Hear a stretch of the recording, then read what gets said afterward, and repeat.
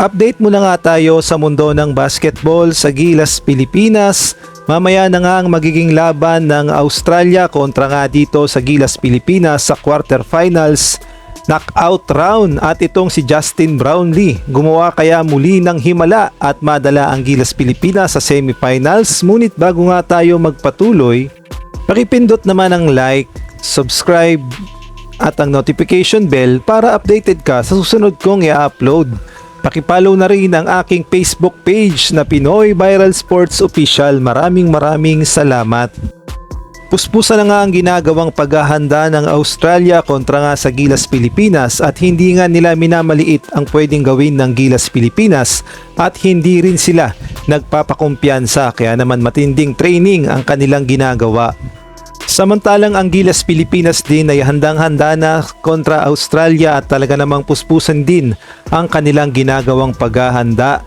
Ito kasi ang pangalawang beses na makakaharap ng Gilas, Pilipinas ang Australia since 2018 pa, kaya naman napakahalagang laban ito para sa Gilas, Pilipinas.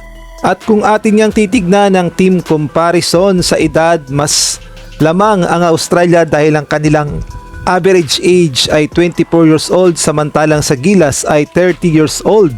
Sa average height naman ay pantay lang 6'6", at sa youngest player naman ay lamang pa rin ng Australia dahil ang kanilang pinakabatang player ay 17 years old.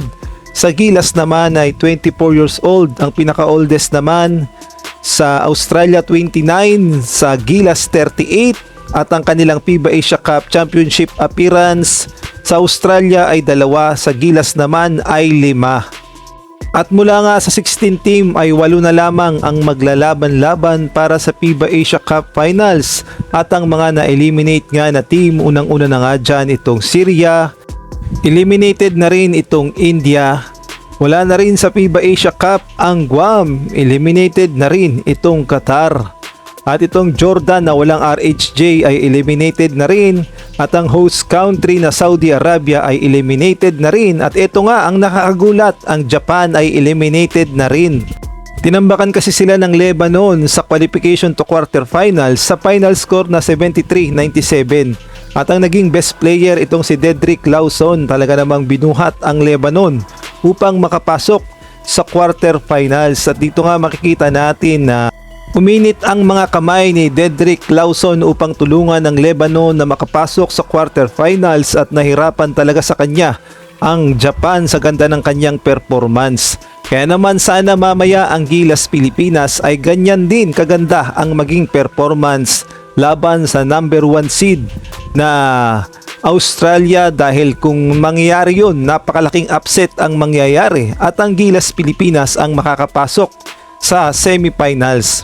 Ngunit meron naman tayong Justin Brownlee na posibleng pumutok at gumawa na naman ng himala, dahil alam na natin itong si JB sa kanyang mga galawan at ilang beses nang niligtas ang Gilas, Pilipinas, lalong-lalo na favorite niya yung quarterfinals at semifinals. Kaya naman abangan natin ang performance ni Noypi mamaya.